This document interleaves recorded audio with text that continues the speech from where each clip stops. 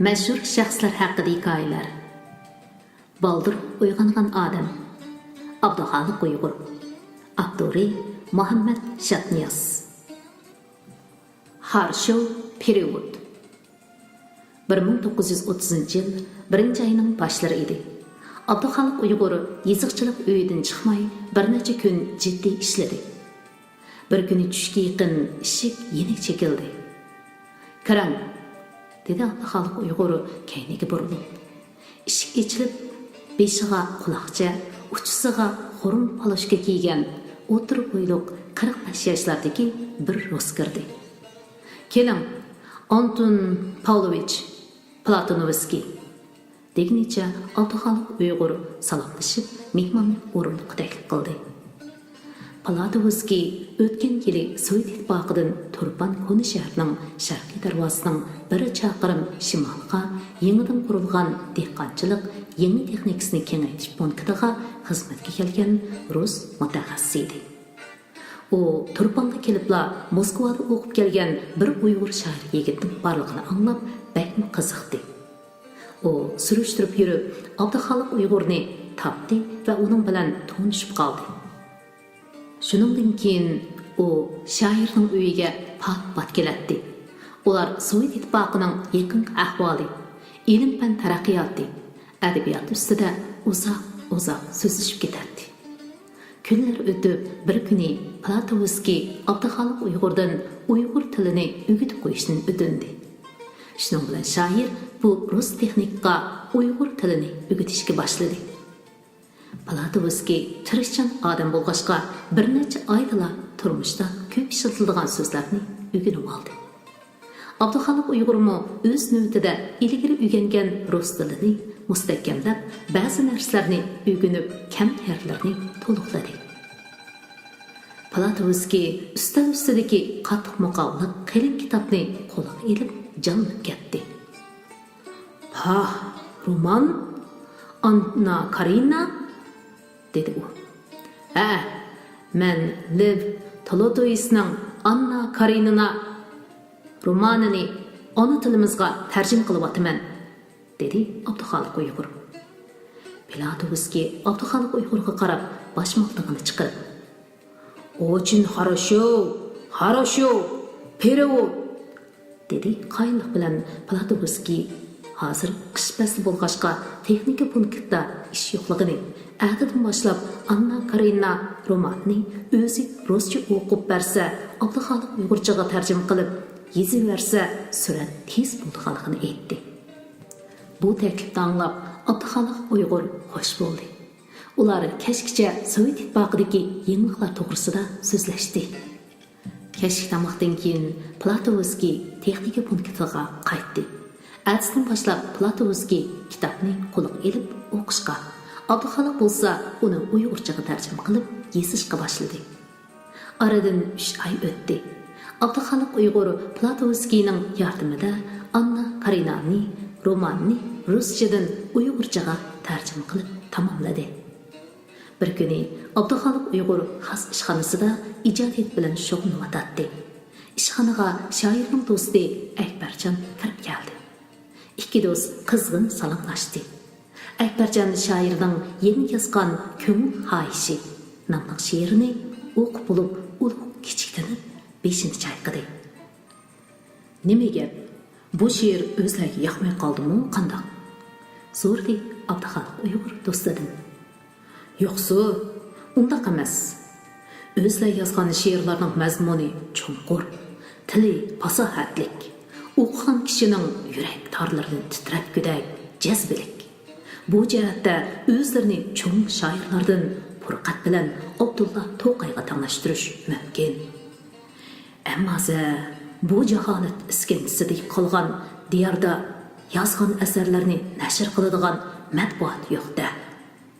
Toshkentga o'xshash Urumchida bo'lsa-mu, kichikkina bir bosma zavodi bo'lgan bo'lsa, bir nuri edi. Bu o'tgan asrning to'pchonlari bosgan qaloq yurtda.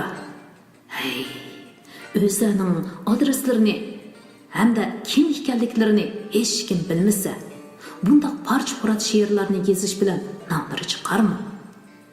Parcha-purat kichik she'rlarni yozgandan ko'ra cho'ng dostonlarni yozsalar ondan nomlari o'chmaydi emasmi? Dedi Akbarjon qo'lini ko'tarib ta'kidlab. Abduxoliq Uyg'ur kulib ketdi. Shuncha yillardan beri asra bo'lib yuribmi, mening qalbimni hasa cho'nqur tushunmaganliklariga hayratman. Men shuni kesib aytayki, men nom chiqarish, shuhrat qozonish uchun she'r yozmayman. Men faqat nodonlik bushkiga yo'linib, g'aflat uyqusida yotgan xalqimni uyg'otib, ularni hurlik, barobarlik, ozodlikka boshlash uchun she'r yozaman. Bu qalbimning chaqiriqi, vijdonimning buyrug'i, dedi Abduxoliq Uyg'ur hayajon bilan. Abduxoliq Uyg'ur shunday deb bo'lib oldida turgan ikki parcha she'rni qo'liga oldida. Mana bu parch-puratimdan 3-dir. O'zimga qimmatli har bir so'zi chin unchidir, dedi. Shundan keyin Abduxoliq Uyg'ur qattiq muqobilib qilin xotir daftarga burun yozgan 300 parcha she'rni chiroyli qilib ko'chirib chiqdi. Birinchi betga parcha-purat deb mavzu qo'ydi. Mavzuning to'n tarbiga matbasi 5 barmoq, adresi xiyol kutsi, nomer 1 deb yozib qo'ydi. 1931-yili Atiyas kunlarining bir edi. Abduxoliq Uyg'ur ijodiyat bilan shug'ullanib charchadi. Bir pas aylanib kirish uchun ko'chaga chiqdi. U bir do'qmishda pakar, saqalliq kelgan Kerim Sapraning urib, egiz kelgan Boqiy ismli bir dehqonni haqoratlab urib atganligini ko'rib, ittik ularning qishig'i bordi. Abduxoliq Uyg'ur: "Qo'lingizni torting", dedi Kerim Sapraga g'azab bilan. Shoirning buyrug'ini olgan Kerim Sapra Boqiy Axunni urishdan to'xtab, shoirga qarab: "Bu Boqi menga qara chaplayotdi", dedi o'miyib. "O'tgan yil u mendan 100 jang piyoz elib, pulini hozirgacha bermadi. Pul olg'ili uyiga kirsam, meni ko'chaga qo'qlab, chiqarib uryotdi. Mol egisidan o'g'ri kuchuk degan shu-da", dedi Boqiy Axun hasrat bilan. "Siz bu dehqondan 100 jang piyoz olganmi?" deb so'radi Abduxoliq Uyg'ur. "Shundoq olgan", dedi Kerim Sapra tanilib. "Mushqildagi ishlarimizni necha qatim uchratgan edim. Siz qizil ko'z, zolim odam ekansiz", dedi Abduxoliq Uyg'ur nafrat bilan. Kerim Sapra bu gapni anglab cho'chigan holda: "Shoir, men rostila zolimmi?" dedi. "Shundoq, o'zining kuchiga, huquqiga, boyliqiga tayinib puhrani, yetim yesirlarni, ojiz xonim qizlarni urib, dafsanni qiladigan, miskinlarning og'ziga tegay deb qolgan nonni tortib oldiganlar zolimlar jumlasiga kiradi", dedi shoir qat'iy holda. "O'zlar Oqsaroyning oldida gaz aytganda zolimning umri qisqa bo'ladi degandilar. Men bugun tov qildim. Mening zolim demislar. Men burunlarda ojizlarni bo'zak etib, zo'rlik qilib ketdiman. Bozorlarda kishilardan xopiliq tortsam, uyga qaytib, xotin bolalarimni urib, zulm soladigan. Endi xiyol qilsam, bir kuni tehi xotinimdan oshning tuzini kam etsan deb urib, qo'lini sundirib atgan edim. Men endi Boqiy Axundak ojiz yavoshlarni bo'zak etmayman. Meni zolim degan so'zni illa billah ig'izlarga olmaslar, shoir. Men namaqul, Boqiy Axun, sanga namaqul, pulingni hozirlab beray." Kerim Sapra shundoq deb Boqiy Axundan afu so'radi. Bir kun tushdan keyin Abduxoliq Uyg'ur cho'ng ko'chaga chiqdi. Bir do'qmishda 11 yoshlardagi bir tilanchi bola o'ltiradi. Abduxoliq Uyg'ur: "Tasi maktabda o'qiydigan vaqt ekan bu bolaning", deb ichidan yanchiqidan bir kumush tankini chiqarib tilanchi bolaga berdi. Abduxoliq Uyg'ur ko'cha aralab kashqon uyiga qaytguncha 10 tilabchi uchrab hammasiga sadaqa berdi. U uyiga amdali yiqilishib ko'cha do'qmishidan o'tishiga 40 yoshlardan oshgan bir tilamchi "Amin" deb duo qo'l ko'tardi. Abduxoliq Uyg'ur uning turqiga qarab ichilgan holda yanchiqaga qo'l silib, qo'lyaqliqidan bo'lak hech narsa chiqmadi. Abduxoliq Uyg'ur qo'lini bir silkidida uchisidagi yangi kiygan qora sarcha kostyumni sil talamchiga boshqa narsam yo'q ekan, kiyib oling deb tutqizib qo'ydi. Qolmadi. 1930 yili kuzda Abduxoliq Uyg'urning cho'ng dadasi Mijit Hoji vafot bo'ldi. Bu chaqda Abduxoliq Urumchida edi. U zamonlarda qatnash, aloqa ishlari qanoq bo'lg'achqa Abduxoliq Uyg'ur cho'ng dadasining musibat xabarini anglab, otliq shunchalar tez mangan bo'lsa-mu, Turpanqa aralla 7 nazirasiga ulgurib keladi. Shoir beshiga oqsada o'rab g'az ochdi. U cho'ng dadasining tuyuqsiz bo'lgan vafotiga qattiq qayg'urib, o'zini yo'qotib qo'yishga tasla qoldi. Faqat do'st birodarlari bir to'xtasa, biri keyin-keyindan uni sabr qilishga, soya qilishgandan keyinla ko'z yoshlarini surtib etib, cho'ng dadasining ro'y atab xatmi Qur'on qildi. Abduxoliq Uyg'ur cho'ng dadasi Mijit Hojini bakma hurmatlaydi va yaxshi ko'radi. U cho'nqur qayg'uli hissiyoti bilan xatmi Qur'on qilishni tugatib, urug' tuqqan do'st birodarlarga tuproq beshiga chiqadiganligini aytdi. Oy Harvikesh birdamla Povskiga atni qo'shib tayyor qildi. Abduxoliq Uyg'ur urug' tuqqan al jamoat bilan Yangi shaharning g'arbiy janubidagi Shehidlik deb ataladigan qabristonga qarab yo'l ilishdi. Jamoat Shehidlikka yetib kelishdi. Abdulhamid Qozi Oxunum boshliq Turpanning qozi, Alim Oxunum Damon o'limalari musibat ilkida ko'ngli ezilib, unsiz yig'lab kelayotgan Abduxoliq Uyg'urni o'tirg'i ilib, Mijit Hoji maqbarasining oldiga boshlab bordi. Abduxoliq Uyg'ur qora soqolliq yosh qarining yanida o'ltirdi. Qarining jazbilik ohangda so'zib aytgan bismillohsi bilan sura tabarak boshlanganda qabristonlikdagi gap so'z, shivishlar chippida to'xtab, atrof ajoyib surut tusga kirdi. Ixlosmand musulmonlar qatorida Abduxoliq Uyg'ur cho'ng dadasining ro'y atab, qari agishib ichida oyat o'qiydi. Duodan keyin jamoat Abduxoliq Uyg'ur bilan shaharga qaytdi. Abduxoliq Uyg'ur jamoatni uyiga taklif qilib dasturxon soldi. Jamoat dasturxondan qopishganda shoir jamoatga sal ta'xir qilib to'xtab turishni o'zir holiq bilan talab qildi. Jamoat o'yliga chiqib to'xtadi. Shoir o'yliga jamoatning oldiga chiqib dedi: "Yotgan joyi jannatda bo'lg'ay. Rahmatli cho'ng dadamning vafotidan xabar tepib, Urumchidan darhol yo'lga chiqqan bo'lsam-mu, marhumning namoziga ulgurib kelatmadim. Yo'lda kelib o'tib, bir narsaga yozgan edim. Har qaysilarga o'qib beray." Abduxoliq Uyg'ur cho'ng dadasi Mijit Hojining vafotiga beg'ishlagan qolmadi mavzuliq marsiyasining ta'sirli ohangda unlik o'qishga boshladi. Marsiya o'qilib: "Ay tabiat, odatingdan tashqari qilding zulm. Bu zulmning dastidan tanda madorim qolmadi" degan misralarga kelganda, beshiga yo'g'on sal o'rab, uzun oq yettak kiygan semiz, bo'yi pakar, soqolliq bir mulla qo'pol varqiradi: "Ey Abduxoliq, bo'ldi bas. Ajal mutlaq. Xudoy taoloning qudratsiz qil tavramaydiganligini bilmaysan? Hem qara buni. Ay tabiat, odatingdan tashqari qilding zulm. Bu nima gap o'zi? Bendiga ajalni Xudo solgan tursa, seniza shoir desak, mushundaq nazmini o'qisang bo'lamdi. Sen Xudoga ishonmamsan?" O'ylining ichi bir pas jimjitlikqa cho'kdi. Timtasliqning Abduxoliq Uyg'urning tamkinlik bilan keskin aytgan so'zlari bo'sdi. "Men Xudoga ishonaman.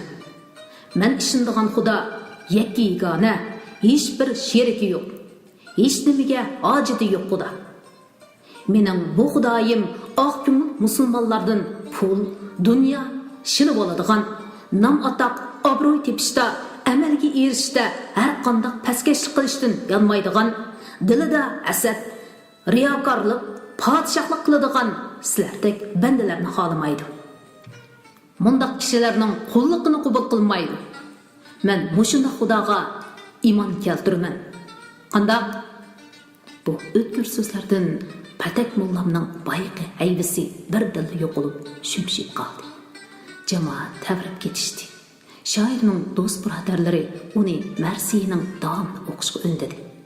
Abduxoliq Uyg'ur o'kti qo'pgan patak mollaga mast-mastlik nazari bilan bir qarab etib o'qishini davomlashtirdi. Nazirga ulgurib keldik alamlar ichida. Qabrni ko'rgan zaman jonni qo'yar yara qolmadi. Nafsining suratini sizishga to'g'ri kelsa, Mantilli Tungchi Abduxoliq Uyg'ur bilan zamondosh odam edi. U shu zamonlarda Turpan noyisi ambalisining bosh tungchisi bo'lib, yangi shaharda o'ltirardi. U garchi bir tarjimon bo'lsa-mu, o'zini cho'ng amaldordek tutardi. U yangi shahardagi uyidan har kuni qoq saharda Qo'ni shaharga kelib, qish yoz mayli issiq, mayli sovuq kunlar bo'lsin, erinmay Yomon mahkamasining atrofini aylanib, ambalga arsiyat aytib, kelguchilarni kutib sarson bo'lib yuradi. Uning bunday qilishi fuqarolarga ko'ngil bo'lib, ularning dardiga darmon bo'lib, holiq yetish uchun emas, balki arsiyat aytquchilardan biror nima undirib olish, pora tepish uchun shunday qiladi. Fuqarolar Mantilli Tungchidan qo'rqadi. Ambalga arsiyatga kirgan har qanday odam Mantilli Tungchiga uchramay qolmaydi. Sen uning uchurdingmi bo'ldi? Uning taqildab turgan to'ymas nafsi qanot topqicha par bermasang, uni rozi qilmasang, sening arsing aslida bo'lsa-mu, ambalning oldiga borganda ta'tir bo'lib chiqadi. Ambalmo Mantilli Tungchiga ishiladi. Shunga Turpanda so'roqchidan Tungchisi yomon degan gap tarqalgan edi. Mantilli Tungchi o'z hunarni ishga solib, Turpan fuqarolarini ko'plab qaqti-soqti qilib, nurg'un pariyab to'plagan boylikning badaliga Makka mukarramaga berib hoji bo'lib kelgan edi. Mantilli Tungchining qaqti-soqti qilishiga uchragan namrat dehqonlar yig'lab, qaqshab Abduxoliq Uyg'urga dard muңini aytadi. Abduxoliq Uyg'ur parxur, nafsi bola Mantilli Tungchidan qattiq nafratlanadi. Shunga Turpan ambili uni Tungchi bo'lishga ko'p qatim taklif qilgan bo'lsa-mu, u Mantilli Tungchini ko'z oldiga keltirib, yolg'izga Tungchi bo'lishni rad qilgan edi. Mantilli Tungchi Abduxoliq Uyg'urni yomon ko'radi. Chunki Abduxoliq Uyg'ur ambalga arzi bor fuqarolarning arsnomini bir dachan haq olmay xolis yezib beradi. Mantilli Tungchi bo'lsa, buni mening qachamdagi oshqa to'psab keldi deb biladi. Abduxoliq Uyg'urning bu ishga chediy olmagan Mantilli Tungchi uningga o'chmadi qilib, tishini o'chiritib yuradi. Bir kuni Urumchidan Turpanga bir boy sodgar keldi. U kashqurun Mantilli Tungchi bilan bozorga chiqib, bir oshpuzul oldida bir qancha do'stlari bilan faraqlashib turgan Abduxoliq Uyg'urni ko'rib qoldi. U Mantilli Tungchini oldiradi. Tungchi begim, tezroq mangsoqchi. Ana avu bir to'p boyvachchi yigitlarning o'tirisida Abduxoliq Uyg'ur turibdi. Turpanga kelib, shoir bilan ko'rishmasak, Turpan kelganning xosiyati bo'lamdi. Mantilli Tungchi mast-mastlik nazar bilan oshpuzulning oldida turganlarga qarab, amalsiz savdogarning keyindan paloqlashib maqdi. Urumchidan kelgan bu savdogar oldingi yili Abduxoliq Uyg'ur bilan to'lishib qolgan edi. Ko'rishmagili birer yilga yaqin bo'lib qolgan ikki do'st qizg'in salomlashib ko'rishdi. Savdogar salom soatdan keyin Abduxoliq Uyg'urdan so'radi. Lu Jangjong o'lib uzun o'tmayla Urumchidan ketib qoldilar. Mana aradan birer yil o'tibdi.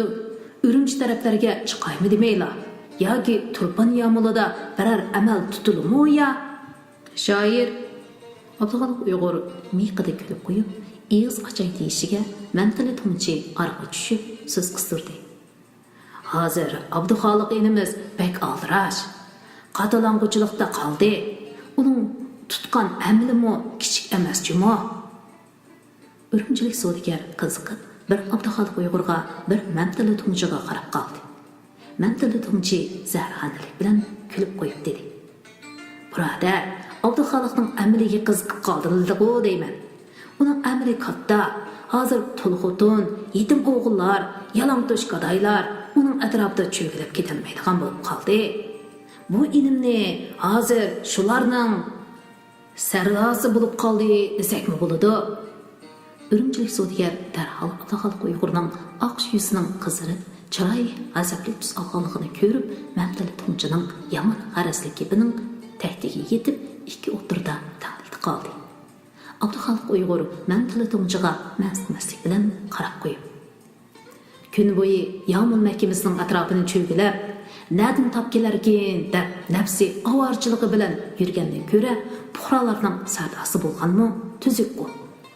Devidi shoirning do'stlari kulib ketishdi. Isomiddin Zubar: "Durus, mana bu gap joyida bo'ldi."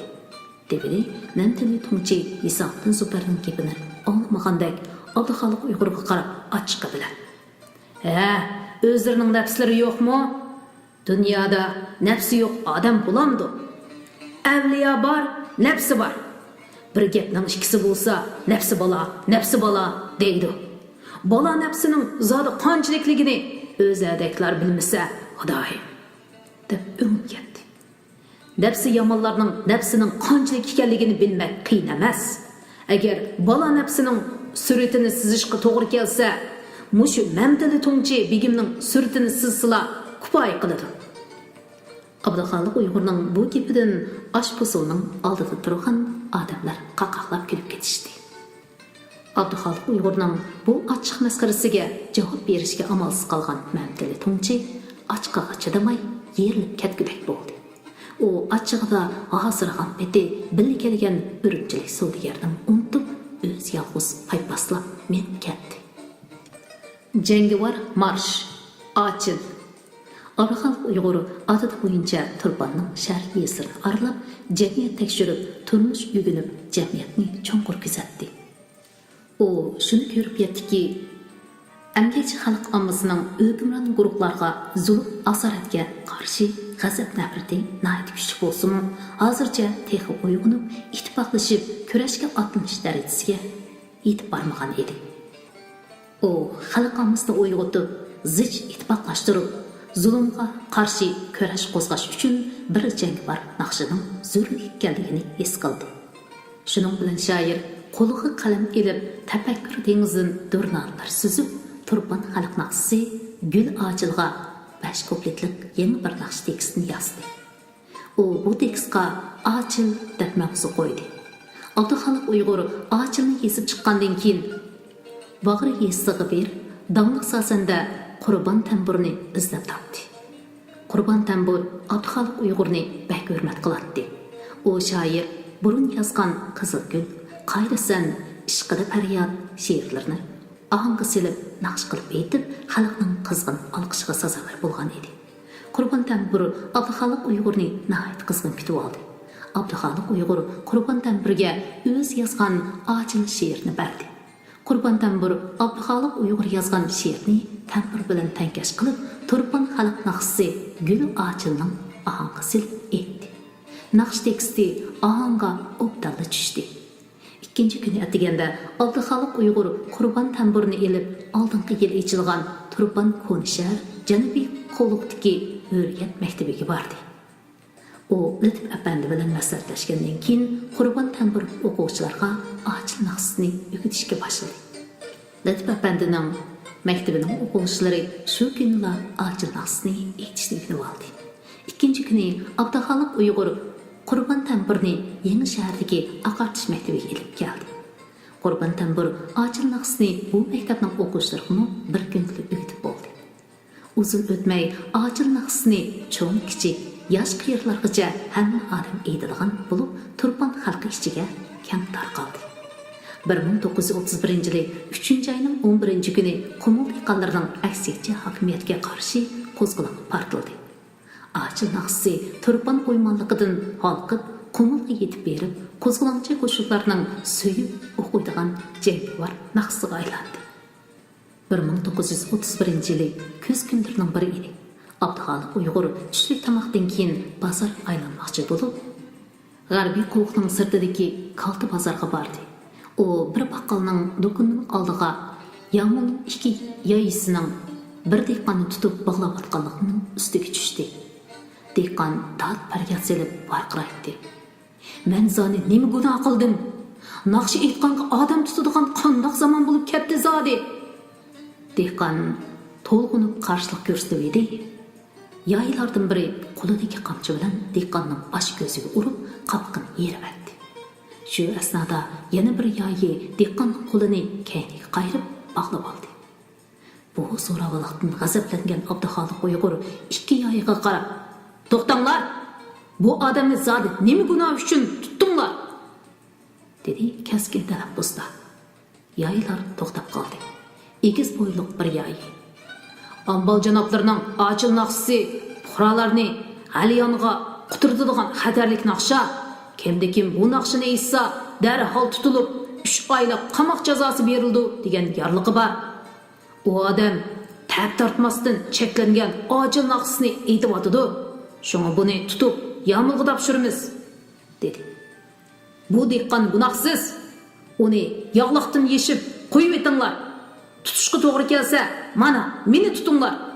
Ochil naqsning tekstini mana men yozgan dedi Abduxoliq Uyg'ur buyruq talaffuzida. Janobiy shoirni tutish haddimizmi? Biroq bizningmi ushoq bollarimiz bor.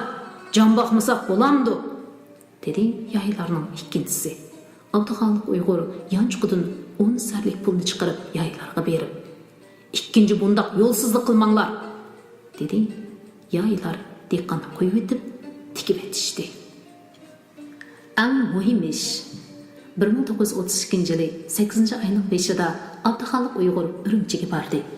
U Urumchidagi Uchtash Sandongbeyda o'ltirishliq og'inisi Jamol Mutiyning uyiga bordi. U yerda ustozi Ali Ibrohim Imov apandi bilan uchrashib qoldi. U uchrashish Abduxoliq Uyg'urni to'liq xursand qildi. "Maslahatlashadigan bir muhim ish bor edi" dedi u. Ali Ibrohimov qiziqib so'radi. "Nima ish?" "Qumuldan yaqinda bir birodarimiz xabar kelibdi. Yaqindagi jangda qo'zg'olonchi azimatlar dushmandan bir necha pulemyot o'lja oldi. Biroq uni joyida otalaydiganlar yo'q ekan. Mümkün bo'lsa, pulemyotning tilini biladigan ishonchli bir odamni Qumulga Xo'janiyaz hojimning qo'shini avazsak deyman" dedi Abduxoliq Uyg'ur. Bu gapni anglab, Ali Ibrohimov apandi birpas o'ylab qoldi. U oldidagi piyolaga choy quyayotgan 8 yoshlardagi Ibrohim Mutiyga qarab qo'yib edi. Jamol Mutiy ukasining qo'lidagi chaynakni ilib, uni sirtqa ishga buyurib uydan chiqardi. "Bir odam bor. U bu ishning foydasidan chiqalaydi" dedi Ali apandi. "U kim?" qiziqib so'radi Abduxoliq Uyg'ur. "Siz u kishini taniysiz. Eliqi Sovet konsulxonasining mexaniki Qayyum Abdusattar Adutarov. U hozir konsulxonada ishlamaydi" dedi Ali apandi. Adutarov jigarlik odamdek turadi. Unab qolsa ishning aralashgan shuda dedi Abduxoliq Uyg'ur. Ali apandi ata deganlikka Aditarovdan boshlab kelay dedi. Ikkinchi kuni deganda Ali Ibrohimov egiz bo'yliq tanbal kelgan Aditarovdan boshlab Jamol Mutiyning uyiga keldi. Abduxoliq Uyg'ur Aditarov bilan qizg'in salomlashib ko'rishgandan keyin maqsadni ochiq aytdi. Aditarov ulug' kichikdanib birpas o'ylangandan keyin qadini rusladi. "Men sizlarning milliy ozodlik harakatinglarni qo'llayman. Biroq uyimda Malika xonim bilan 3 bolam bor. Men ketsam ular qanday qilar?" dedi Aditarov o'ldirganlarga qarab. "Siz oilangizdan vahim yemang. Malika xonimga yetarli turmush xarajatini har oyda men berib turaman" dedi Abduxoliq Uyg'ur ishonchli bilan. Bu kafolatni anglagandan keyin Aditarov Qumulga berishga ma'qul bo'ldi. Abduxoliq Uyg'ur uning oilasidagilarni o'rinlashtirib qo'yish uchun 100 sar kumush tanki berdi. Aradan bir hafta o'tdi. Aditarov tayyorligini bitirdi. U Abduxoliq Uyg'urning Xo'janiyaz hojiga yo'llagan yalqinlik maktubini elib, Jin sho'rining Qumul qo'zg'olonchilarini bostirishga avatgan Shinsay qismlariga o'zuq to'lib to'shug'uchi harbikashlar siyosida yasanib Qumulga yurib ketdi. U bir oydan keyin Qumulga yetib berib, taqqa chiqib qo'zg'olonchilarni topdi. U Abduxoliq Uyg'urning maktubini Xo'janiyaz hojiga topshirdi. Xo'ja Niyaz Hoji Abduxoliq Uyg'urning Turpan xalqi nomidan Qumul dehqonlarining zulmga qarshi qo'zg'alganini qizg'in qo'llab, kuchlik madad berib yozgan ilhom baxsh maktubini o'qib, o'zini kuch-quvvatni urg'utgandek his qildi. Ali taraf Xo'ja Niyaz Hojining o'rnashtirishi bilan qo'zg'olonchi qo'shinga pilimut miltiqlarni remont qilish, ishlatishni o'rgatib, jangda muhim rollarni o'ynadi.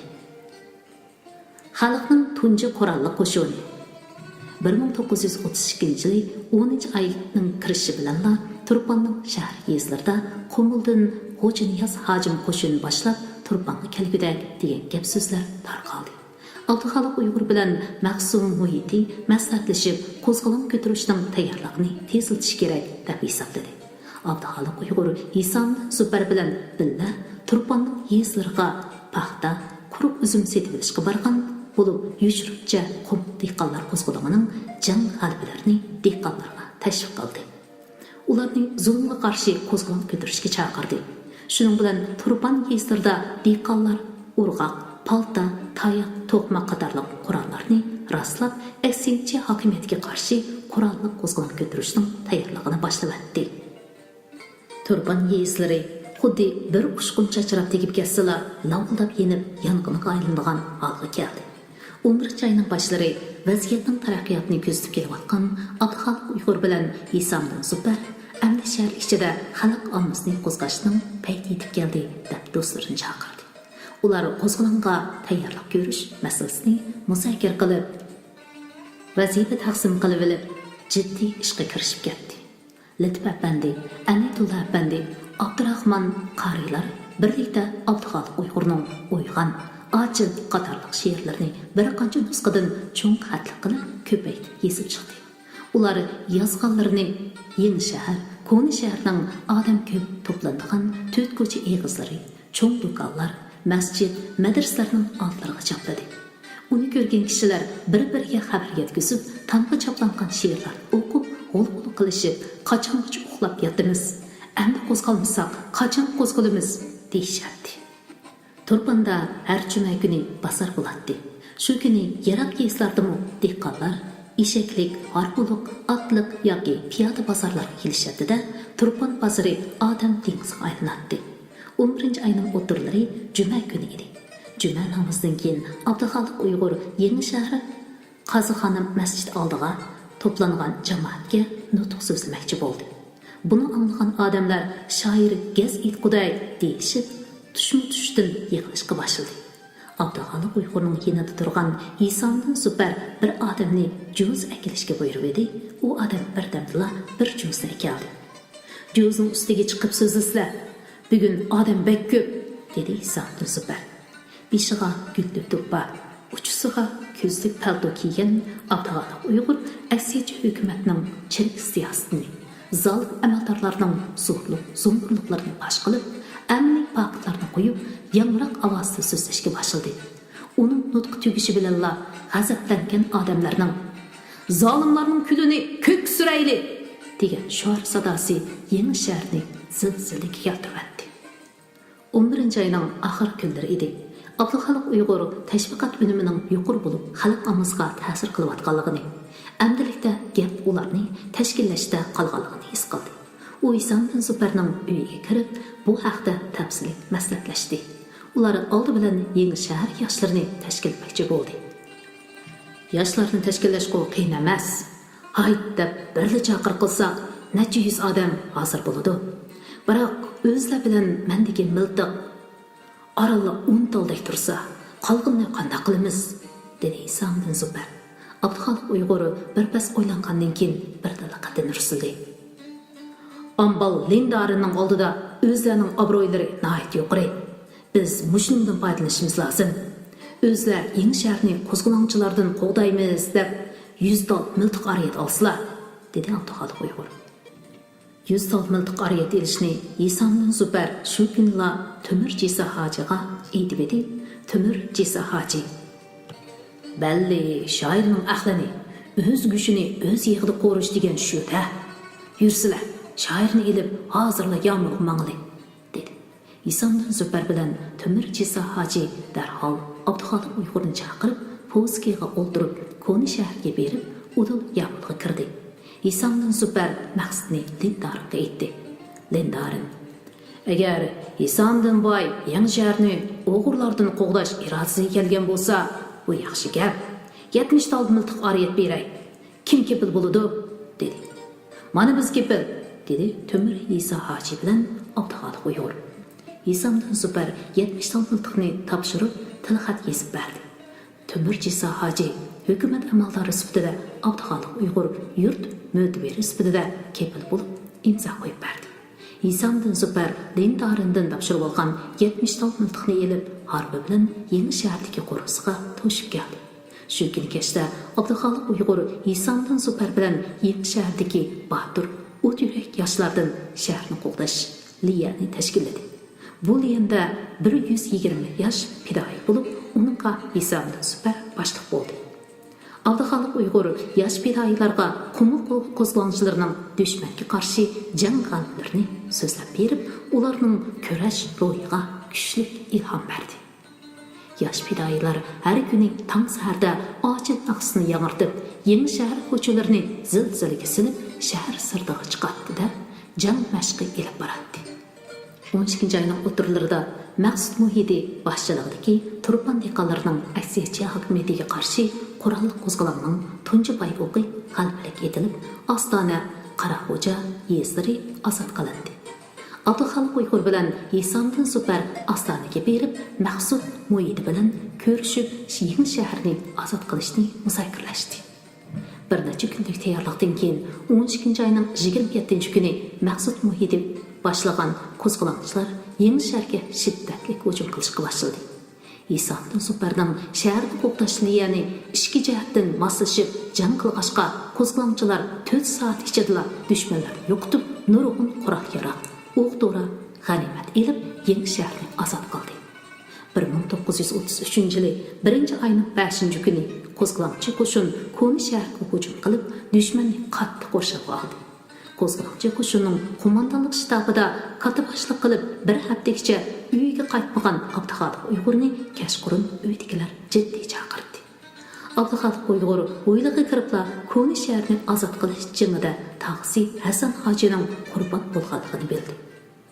U tog'asi Hasan Hojining taxtay ustiga qo'yilgan, qanib qo'yilgan jasadini ko'rib, qattiq qayg'urib, og'iz ochdi. Rahmatli tog'am yashangan odam bo'lg'achqa, uni yangi shaharni muhofazat qilish qoldirgan. Biroq u tunugin qo'mondonlik shtabiga berib, meni jangning eng shiddatli yeriga abatinglar deb qattiq talab qilib turib olgan edi. dedi. U ko'z yeshini surtib etib, hozirlar odamlar orasidan kimdir islaydi. Abduqayyum, bu yoqqa kel. Enisini chaqirdi Abduxoliq Uyg'ur. Labbay, aka. Abduqayyum akasining oldiga keldi. Abduxoliq Uyg'ur. Marhum Hasan Hoji tog'imiz xalqimizning hurlik, ozodligi uchun mardlarcha shahid bo'ldi. Tog'imizning fidokorlik ruhi bizni bu ulug' jangga chaqirmoqda. Ukam Abduqayyum, sen marhum tog'imizning izini besib, dushmanni tal-to'kis yo'qotmoqcha har hissabdan qolma, dedi keskin holda. Xo'p aka, dedi Abduqayyum. Abduqayyum aksi Abduxoliq Uyg'ur sunqan miltiqni elib jangga otlandi. Qumliqdagi Gulxonlar 1933-yili 1-oyning 6-kuni qo'zg'olonchilarning rahbarlari qo'mondonlik shtabida yig'in ichib o'tadi. Osun muhiti Urumchidan Turpan qo'zg'olonni bostirishga 500 kishilik jazo qo'shini kelayotganligi xabarini keldi. Maqsud muhiti bu xabarni anglab, puxta tayyorlik jang qalbining kapolati. Qani, qanday qilamiz? Maslahatlashaylik, dedi. Har kim o'z qarshini o'tirib qo'ydi. Abduxoliq Uyg'ur boshqalarning fikrini anglab bo'lgandan keyin o'z qarshini aytdi. Bu ularning jangning 9 rang, bir jang degan hikmatli so'zi bor. Hozir havo sovuq. Biz cheriklardan o't qalab kutib olish hiylasini qo'llanib yo'qotishimiz kerak. Abduxoliq Uyg'ur shundaqda o'zining chorasini tafsilga tushuntirdi. Boshqa rahbarlar uni anglab, bu taktikaga birdan qo'shildi. birinchi ayning 8 kuni tongga yaqin jin sho'rini avatgan jazo qo'shini sol va o'ng yo'nalishga bo'linib Turpan shahriga yaqinlashdi. Qo'zg'olonchilar Chajang mahallasining g'arbidagi qumliqqa 50 yerga o'tin to'plab, gulxan yiqishga tayyorlik qilib qo'ygan edi. Beshiga kamcha to'moq, uchisiga oq jo'gi kiyib olgan Masmud kelgan Temir Jisa hoji o'zini hukumat vakili deb cheriklarning oldiga ol so'rab bordi. To'nglab ketibsizlar, o'tsininglar. Temir Jisa hoji cheriklarni qo'zg'olonchilar yengli o't yiqavatgan gulxonlar atrofiga boshlab bordi. To'nglab g'al-g'al titrab ketgan cheriklar mo'risidagi miltiqlarni elishga ulgurmaydi, gulxonlar atrofiga yuborilib kelib o'tqa qoqilishga boshladi. Cheriklarga ozroq issiq o'tish bilan ularning uyqu besib, boshlari sanqilib mugnashga boshladi. Cheriklar o'tqa qoqilinib toza behudlashganda Abduxoliq Uyg'ur "Yapir!"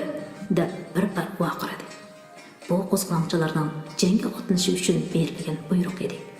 Qum donglarining keyniga muginib olgan qo'zg'olonchilar xuddi yo'l bostak etilib kelib, gulxon cho'risidagi cheriklarni qaltaklar bilan urib, qilishlar bilan chepib, ko'p qismini yo'qotdi. Bir to'p cheriklar qochishga boshladi. Bu chog'da Chajang mahallasidagi pistirmilida turgan Mahmud Moyidi qo'mondonligidagi qo'zg'olonchilar darhol jangga tushib, qochgan cheriklarni qurishib olib, birini qochirib o'tmay tutib oldi. Bu qitimqi jangda qo'zg'olonchilar nurg'un qurol-yarog', o'q-dori, ot chorva, kiyim-kechak, o'lja ilib zo'r g'alabaga erishdi. Bu chog'da O'ngqo'l yo'nalishi bo'yicha mangan dushmanlar Yangi shaharning 2 kilometr g'arbiy janubidagi Shehidlik mahallasida Isondan Zufar qo'mondonligidagi qo'zg'olonchilarning to'siq zarba berishi bilan ko'p qismi yo'qotildi. Isondan Zufar qechayotgan dushmanlarni qo'g'lab yo'qotishga qo'mondonlik qilayotgan chog'da dushman o'q tegib qurbon bo'ldi. Buni anglagan qo'zg'olonchilar qechib qutulishga uringan dushmanlarni orqasidan qo'g'lab yurib, birini qoldirmay yo'qotdi. Abduxoliq Uyg'ur yaqin sabdishi Isondan Zufarning vafatiga qattiq qayg'urdi. U bu qitimqi jangni tasvirlab, mashhur Muzlidi nomli doston xarakterli she'rni yozib, qo'zg'olonchilarning kurash irodasiga kuchli ilhom berdi. O'g'il bola elni tashlab qochmaydi. Qo'zg'olonchi qo'shin Pichonni ozod qilish uchun yurish qildi.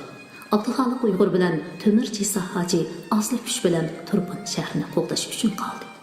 Qo'zg'olonchilar Pichan shahrini qurishib olib, 12 kecha kunduz jang qilib shaharni ololmadi. 13-kuni Qumuldan Shingsay qo'shini yetib kelib, qo'zg'olonchilarga shiddatli hujum qildi. Dushman kuchli bo'lg'achqa qo'zg'olonchilar chekindi. Lökchini bo'lgan chog'da mashhur ma'rifatvar zot Turpan diqqan qo'zg'olonchilarining rahbarlaridan Maqsud Moyidi va Hamdullah Tamulla qurbon bo'ldi. 2-oyning 5-ida Shingsay qo'shini Turpanga bostirib kirdi. Abduxoliq Uyg'ur bilan Temir Jisa hoji xalqni tashkillab, dushmanga qarshi turib, shaharni qattiq mudofaa qildi. Biroq dushmanning askari ko'p, qurol xil bo'lg'achqa shaharni besib oldi. Shunday qilib, Turpan shahri yana dushman qo'liga tushib qoldi. Shingsay Turpanni besib oldi. U shu kunlar Qo'ni shahardagi Yong'in mahkamasida qo'mondonlik shtabi qurdi. U qo'zg'olonchilarni tutib bergan yoki ismini aytib beruvchilarga cho'ng mukofot beradiganligini jakarladi. Buni anglagan Ro'zimulla jonlanib ketdi. U Abduxoliq Uyg'ur qatorliq qo'zg'olonchilarning asosli rahbarlarining ismligini yezib chiqib, Qo'ni shahardagi Shingsayning qo'mondonlik shtabiga paloqlab kirdi. Ro'zimulla darhol Shingsayning oyog'iga bosh qo'yib, o'zi yezib chiqqan tizimlikni Shingsayga topshirdi. Shingsay Hanzuchi yozilgan ismlikni ko'rib, "Buni kim yozdi?" deb so'radi. "Men yozdim, janobi Shingzuxoy", dedi Ro'zimulla va o'zining shu tongni bitirganligini qo'shib qo'ydi. "Yaxshi, mushundaq ma'lumotlarni pat-pat yozib tur", dedi Shingsay. "Keyincha amalingni o'stirman." Turpanni terrorla qaplab ketdi. 3 kun ichida Shingsay 450 dan oshiq odamni qo'zg'olonchilarning qo'lli odami deb tutqun qilib turmaga solib atdi. Xoin Ro'zimullaning ma'lum qilishi bilan Shingsayning cheriklari Abduxoliq Uyg'urning uyini qamal qildi. Abduxoliq Uyg'ur bu chaqda kitobxonasida Tömür Cisa Hacı bilan uningdan keyingi qanday qilish to'g'risida maslahatlashayotdi. Çeyrekler Abdulxaliq Uyg'ur bilan Tömür Cisa Hacıni Şingsayning qo'mondonlik shtabiga akirdi. Qo'l tulka Shingsay o'zi parda keyinda turib muavin qo'mondonni yanqa Abdulxaliq Uyg'urni qattiq so'roq qilg'izdi. Abdulxaliq Uyg'urni bexudlashtirmoqchi bo'ldi. O'zi bu so'roqni bilmagan qiyofatga kirib olib, muavin qo'mondon Yangni ayblab, Abdulxaliq Uyg'urni shu kuni tushdan keyin qo'yibdi. Abdulxaliq Uyg'ur Shingsay shtabidan uyiga qaytib keldi. Uni uyda cho'ng onasi Arab Simaxinim, Ayxon qo'shnoq, apsi Niyozxonim qatorliqlar urug' tuqqanlari kutib o'tiradi. Erlar jang ketgachga uyda faqat ayollar va bolalar qolgan edi. Bu chaqda Abdurahmon Maqsum qumulda edi. Abdulxaliq Uyg'ur uyiga kirishi bilan hammasi o'rinlarida turishib, yig'lashgan peti Abdulxaliq Uyg'urni o'rib bilishdi. Ko'ngillarni buzishmislar. Mana men sog'-salomat keldim-ku, dedi Abdulxaliq Uyg'ur ikki cho'ng onasiga tasalli berib. Xizmatkor Abdulxaliq Uyg'ur amroq tamoq cho'chib kirdi. O'zda aramxo'da o'ldirib, g'izolarini yavolsizlar, deyishdi. Uyda o'ldirganlar chiqib ketishdi. Abdulxaliq Uyg'ur gardan chinindagi cho'churini ishtaha bilan yeyishga boshladi. Abdulxaliq Uyg'ur cho'churni yeb bo'lishiga uyga Aram Simaxinim bilan Ayxon qo'shnoq kirib, u ikkisi tanla. Biz bek andish qildik. Balam o'zlar hozirlar shahardan chiqib, dushman borolmaydigan yiroq yerlarga ketsalar, deb nasihat qilishga boshladi. Birdan keyin uyga Niyozxon kirdi. Abdulxaliq, ular o'zlarini saqlab darvoza oldida turibdi. Tez bo'lsizlar, dedi Niyozxon. Ular salom-sulh qilib, Abdulxaliq Uyg'urni darvoza oldiga chiqdi. Darvoza oldida uni Imin Hoji, Abdurahmon qariylar bilan Xuysum savoqdishi so'ng shavlar otlab kutib turardi. Abdulxaliq, o'zlarini ko'rdilar. Dushmanning payli bek yomon. U qonxo'rlarning qo'lidan har qanday balo keladi. Tez bo'lsizlar, otqa minsizlar. Hozirla shahardan chiqib ketmasak bo'lmaydi, dedi keskin holda Abdulxaliqni oldirib deb Abdurahmon qari. Aram Simaxinim o'ylashchiga qarab, "Hayt, otni kel", deb to'ladi. Ayt ot baqar egar qumluqdagi qarag'ir otni yetalab darvoza oldiga chiqdi. "Qani, tez bo'lsizlar, Abdulxaliq, otga minsizlar bolam", dedi Ayxon qo'shnash. Abdulxaliq Uyg'ur Aytning qo'lidagi otning tezginini ilib turib qoldi. Hammalarning ko'zi uningda edi. "Har qaysilarga ko'p rahmat. Men hozirla otga minsam, birdamdala shahardan chiqib ketaman. Biroq ikki qo'li aziz qarindoshlarimning qini bilan bo'yalgan yovuz jallodlar shahrimizni besib olgan tursa, men dushmanga taqobil turmay shaharni tashlab ketsam, qahramon ajdodlarimizga qandoq yuz kelalayman. Rahmatlik Maqsud aka, qadrdon birodarim Isomiddin, ustoz Hamdulla Damulla va nurg'un shehidlarning ruhi menga la'nat o'qimamdi. Yo'q, men undaq la'natgardi qochoq bo'lmayman. Bu qo'zg'olonni biz qo'zg'an tursak, men ketsam dushmanlar begunoh xalqni qirmamdi. Xalq mening uchun azob chekmamdi. Men hargizmi qarindoshlarimdan ayrilmayman. Beshimga kun tushgan xalqni tashlab qochgan erni haqiqiy er degili bo'lamdi. Men hech yerga bormayman. O'lsammi al yurtim bilan birga bo'laman, dedi-da o'z uchun yig'izar qilishayotgan kishilar to'pining orasiga kirib ketdi. So'ngak kichidan chiqqan she'r. 1933-yil 2-oyning oxiri Shingsay Abdulxaliq Uyg'urni tutqun qilib turmaga tashladi. 3-oyning 6-kuni tong saharda Niyozxon tamoq elib Ko'ni shahardagi yaqin turmasiga o'g'li Abdulxaliqni yo'qlab bordi. Niyozxon turma eshigiga borganda uni to'sib kirgizmadi. U o'ylab turmayla yonchiqdan bir sar tangini chiqarib eshik qaroqliga berib edi. Niyozxonni kirgizibdi. Niyozxon turmaga qaraydigan Gundubayga "O'g'lim bilan ko'rishman", dedi Gundubay. Шеңзухайның Абдухалықны әр қандақ адамларын көріштірішке рұқсат қылынмайды деген бұйрығы бар. Ойлы тұрып тұрсылар. Деп, Ниязханны Абдухалық ұйғыр солатының камерға кіргізмеді.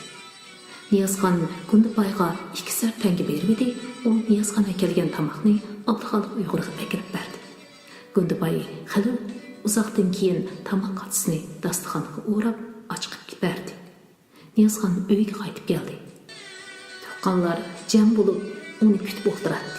Ниязхан Абдухалықны көрілмегенлігін дебеді, Әрімсмахин қатарлық чоңлар көз еші қылышты. Ниязхан дастыханны ечіп, тамақ қатысыны елебеді, ішчіден шер езілған бір парча қағаз шықты. Тұққанларының оғлы Абдыгүлі, Абдулла, Абдухалық акамның қабірін аңлайман деп, теғи еңілі келген еді. Ниязхан шеріне оны қосылды. Абдыгүлі шеріне еліп, оқышқа башылды. Қолым бағлақ, көзім теңік, азап чәкті тенім менің. Şu azapta, şunçı dertte, ya çıkmadı cinim menim.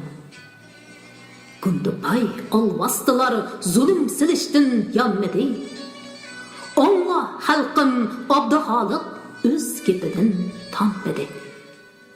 Kıymi çima bulsumu yer şu azapta bu tenin. El üçün kurbanı bulsam yoktur armanım menim. Abdugülü şiirini okup oluşuğa öy içide yığızar götürüldü. Ekbercan yar yesinin bək mahallesideki uyga bükülmelip düşmanның tutkun kılışının kutulup kalgan edi. O 3. ayının 10. günü atigende çoğun oğlu Muattarxan'ni Koni şehrdeki türmege Abduxalıq Uygur'ni yokluk gelişki əvətdi. Türmü oylası da Gündüpay Muattarxan әкелген тамақны алғылы ұнымады. Атысының үгеткені бойынша Muattarxan бір сәр тәңкені қайыр Күндібайға бергеннен кейін о дастыханны еліп Абдухалық Уйғыр ятқан камерға әкеліп берді. Неміш құдыр Абдухалық Уйғыр дастыхан və тамақ қатысыны тез шығарып бермеді. Muattarxan күтіп түрім ойласында отырды. Faqat күн түш болған чағдала Абдухалық Уйғыр тамақ қатысы оралған дастыханны камерден шығарып берді. Ekberxan'ın üyüge oğlunun yoluna qarab taqı-taq bulub oturardı. O, beşin məzgili bolğan çağda ondan dastıxanını götürüb üyüge kirib kelgen Muattarxan'ı görüb qalib ketdi. Adamı şundaqmı bitaqat qılğan barmı? Muş çaqqicha nələrdə yurdunuz? Muattarxan türmədəki ahvalını sözləb bermedi. Ekberxan pəs qoyğa düşdü. Dastıxanını şerəyə qoy, dedi Ekberxan. Muattarxan dastixanni şerəyə qoydu. Ekberxan darğal onu açdı. Poluzu yeb, bulunğan qaçı içidən qoyunun bir tal o'ttir elik sökki chiqdi. Ekberxan o'yinib qilib, söykni qo'liga elib qarib edi, ichida qog'oz ko'rindi. U qog'ozni avaylab sug'urib oldi. Ekberxan so'ngak ichidan sug'urib olingan qog'ozni ochdi.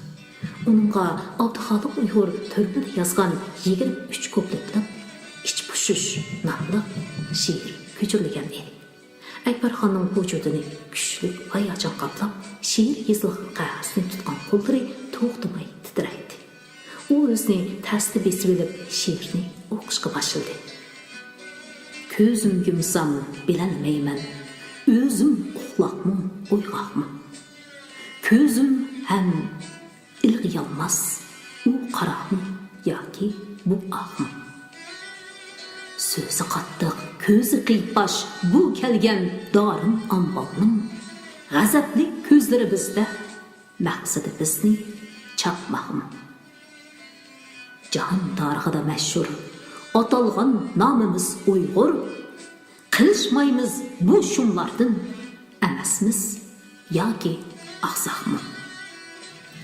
Ekberxan'ın öküsü o'rlib yig'lab o she'rning oxirini o'qiy olmadi. Vatanim, xalqim, hürlük, barabarlik, demokratiya, azadlık deb mushundaq qismatga duchor bo'ldimi? O't yurak shoir. O'zlaridek soyib qaramli zotqa, Turpandagi bir umr boyoshat maishatlarga zodi nim yetishmaydi. O'zlarida pul desa pul, mol desa mol, yer suv desa yer suv, obro'y inovat desa, obro'y inovat hammasi bor edi. Hey izzat. Abduxoliq Uyg'ur turmaga qamalgandan keyin dushmanlar uni qattiq yumshoq vositalarga qo'llanib qiynadi. Aldab taslim qilishga urindi. Lekin o'zining ulug'vor g'oyasiga sodiq bo'lgan Abduxoliq Uyg'ur talmataq kurash qilib, dushmanning hayron-hayronlarini ichib tashladi. Barliq choralarni oqmagandan keyin Shingsay o'zi o'tirib chiqishga majbur bo'ldi. Yashasin ozodlik, yo'qolsin zulm. 3-oyning 13-kuni tong saharda Abduxoliq Uyg'urni Shingsay o'zi so'roq qildi. U qo'lliq ishida Abduxoliq Uyg'urni akirgan ofitserni aytdi. "Men sizlarga shoirga yaxshi muomala qilinglar desam, nima qilganinglar bu? Ko'z kishanni darhol ilib etinglar", dedi Shingsay xafa bo'lib. "Xo'sh, shoir, qani o'tiring", dedi u Abduxoliq Uyg'urni o'rniga o'tirdi. "Biz do'stona so'zlashaylik. 2 kun burun sizga aytgan masalani o'ylandingizmi?" dedi Shingsay sipohilik bilan. "Ha, mening o'ylig'im xalqning erkinligi, ozodligi va insoniy yashash huquqi masalasi. Men buningdan boshqasini o'ylashni hech qachon xohlamayman", dedi Abduxoliq rasmin ohangda. "Siz ilm ahli, yoshligingizga ichingiz og'risin. Men sizga fursat beray", dedi Shingsay. Abduxoliq Uyg'ur o'rnidan dasturdi. "Men o'z jinimga emas, beguna azob chekayotgan xalqimning jiniga ichim og'rib, mushu yo'lga mangan. Kelgusida aman bir kuni biz o'z maqsadimizga yeta olamiz", dedi Abduxoliq Uyg'ur qat'iylik bilan. Shingsay asabiylarcha baqirdi. "Buyruq ijro qilinsin." Shingsayning buyrug'i bilan 4 cherik kirdi-da, darhol Abduxoliq Uyg'urning qo'liga qo'ysa, butiga kishan soldi.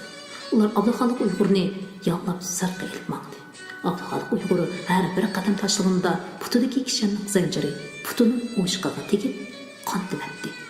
U qalmoq iz qoldirib, Qumul darvosidan Ko'ni shahar ko'chasiga chiqdi. Ko'chada qurolli cheriklar mag'illab ketgan edi. Cheriklar Abduxoliq Uyg'urni yollab Ko'ni shaharning g'arbiy darvosidan shahar sirtidagi bozorga chiqdi. Bu chinda tush bo'lgan mazgil edi. Burunqi qaynoq Abad bozori bugun nihoyatda qo'rqinchli, surlik holatda edi. Do'konlarning o'g'izlarida ko'chaga qaratib pelmot o'rnatilgan. Ko'chada har 10 chamdonda birdan qurolliq cherik xuddi osh bo'rdek hurmib turardi. Abduxoliq Uyg'ur yo'ldagi bir toshga putilishib, santirilib ketdi-da, keyniga qaradi. U o'zidan 10 qadam orqada Temur Jiza Hoji, Abdurahmon Qori, Namtu Zulfar Hoji, Abdul Axun, Niyoz Axun, Po'lat Qori, Sungshav, Bishin bu qatorliq 17 odamning yuzlagan cheriklarning qattiq yolishi bilan kelayotganligini ko'rdi. Abduxoliq Uyg'ur qat'ini ruslab, ko'chaning ikki qasqindagi har bir do'kon uylarga qarab menishni davomlashtirdi. U ko'chaning sol tarafidagi Ko'n butxonning oldiga kelganda, yo'l bo'yidagi qapoq terakning yo'g'on agrishiqqa ko'zi tushdi. Buningdan 19 yil burun mushu agrishiqqa 1914-yildagi Turpan Dehqonlar qo'zg'olonining rahbari Ahmad Tamoqning kallasi eslagan edi. Buningdan 15 kun burunla bu shaqqa mashhur rahbar Maqsud Muhitning kallasi eslagan edi. Endi nuvvat bugun menga keldi-da. Abduxoliq shuni o'ylab o'tganda qattiq varqiragan ovoz anglandi. Jallodlar eng keyindagi tutqunni qilich bilan chekib tashlagan edi. Vahshiylashgan jallodlar har 200 qadamda birdan tutqunni qatl qilib, Ko'ni shaharning sirtidagi bozor, ikki shahar orasidagi cho'ng yo'lni qonga bo'yatdi. Tarixda Turpan mislsiz dahshatli fojiaga tunchi qatim duch kelyapti. Vujudida g'azab nafrat qaynab teshiyotgan Abduxoliq Uyg'ur ostingi qalbini chin tishlab qon tilatgan edi. U yangi shahar ko'chasiga yetib kelganda yuragi dupildab so'qishga boshladi. Abad rasta ig'ir sukutxonaga cho'mgan edi. Uning bolalik yoshlik chog'lari mushu shaharda o'tgan emasmidi? O atrofga nazar tashlab, yalqinlik hissiyotini bosolmay she'r o'qishga boshladi. Sening ishqingda ko'ymakni o'zimga iftixor qildim. Sening haqqing uchun jonimning kara nazr qildim. Og'zingni yum, vaqt cherik. Abduxoliq Uyg'ur cherikka olib qarab qo'yib, menga berdi. Abduxoliq Uyg'ur Yangi shaharning markazidagi Qasnaxona masjidi oldiga kelganda cheriklar uni to'xtatdi. Atrofda qurolli cheriklar mig'ildab ketgan edi. Uylarning o'kslarida o'rnatilgan pinomatning surlik og'zi maydonga qaratilgan edi. Ko'cha yiqislarida yollanma aqrus banditlari qilichlarini yalang'ochlab atrofni qamal qilib turardi. Abduxoliq Uyg'ur oxirgi minutlarning kelib atganligini sezdi. U qadim ruslar tik turdida o'tlik she'r o'qishga boshladi. Asir bo'lib qoldim men dushman qo'lida. Put-qo'lim bog'landi o'lim oldida. Chepilsam qilichda bu aziz tinim, to'kilgay ziminga pok qizil qinim. Bizga bor har qachon o'lim ya ko'rim. O'limdan qo'rqmoqlik o'zi bir lumlum. Ko'targin beshingni, tik tut qaddingni. Jang qilib men o'lsam, echilg'ay gulim. Dal mushu chog'da Qo'ni shahardan bir portobek gurildab yetib kelib, maydon chetida to'xtadi. Uningdan Shingsay tushdi. U jalodlar boshlig'iga qo'lini shiltib buyruq berdi. Jalodlar Temur Jisa Hoji, Namtul Zubar Hoji, so'ng shavlarni keyin-keyindan qatl qildi. Jalodlar qilichlarini yalang'ochlab, Abduxoliq Uyg'urga zaharli qo'lini silishga tayyorlandi. Shoir oldiga yupurilib kelgan jalodlarga mast-mastlik bilan qarab qo'yib, qaddini rusladi. U atrofga qarab, avval Uyg'urcha, keyin Hanzucha, oxirida ruscha tillarda yaqinroq ovoz bilan mardona xitob qildi. Kun hozir o'tirib ketadi. Jahonni qorong'ulik qoplaydi. Lekin shuni bilinglarki, ati yana tong etib kun parlaydi. Sizlar bizni qirib tugatolmaysizlar. Bir butun xalqni qirib tugutish mumkin emas. Bir Abduxoliqni o'ldirganinglar bilan ata minglab, 10 minglab Abduxoliqlar bosh ko'tarib chiqib, bizning bo'ynimizga tanglangan qilichlar bilan sizlarning qo'llinglarni oladi. Yoshsin erkinlik, yoshsin azoblik, yo'qolsin zulm. Chop jinning baricha satchiqadi Shingsay sarasiga tushib bo'ldi. Abduxoliq Uyg'ur qanqa bo'yaldi. Tong oldidagi bir nurlik yulduz mangu iz qoldirib o'chdi. Birdilla havo tutilib, osmon zimin larsiga silib, guldirlab, taraslab, yomg'ir yog'ishga boshladi. 1996 yil iyul Turpan. Assalom, kitob o'qish minbardagi ovozli asarlarni suyunib anglayotgan qarindoshlarim. Mashhur shaxslar haqida hikoyalar Abduxoliq Uyg'ur to'g'risidagi o'qishlik mishad oxirlashdi. Keyingi sonda mashhur shaxslar haqida hikoyalar to'plamidagi Shafqat Hamshiri Rizvongul haqidagi ovozli o'qishni diqqatingizga sunamiz. Hammalarning shu vaqti xayrli bo'lsin. Allohga omonat.